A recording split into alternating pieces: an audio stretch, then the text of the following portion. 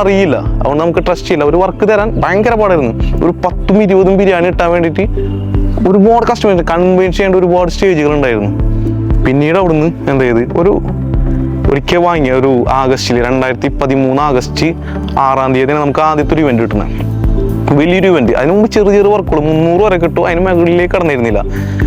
ഈ ഒരു century Plaza, Triprayar century പ്ലാസയിലാണ് ആദ്യത്തെ ഒരു 1600 പരിപാടി നമുക്ക് കിട്ടുന്നത്.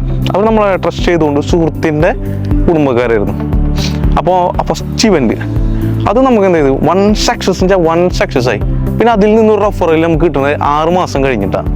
പിന്നീട് അവിടെ നമുക്ക് 2015 മുതൽ ഇങ്ങോട്ട് വർക്കിന് വേണ്ടി തിരിഞ്ഞു നോക്കേണ്ടി വന്നിട്ടില്ല.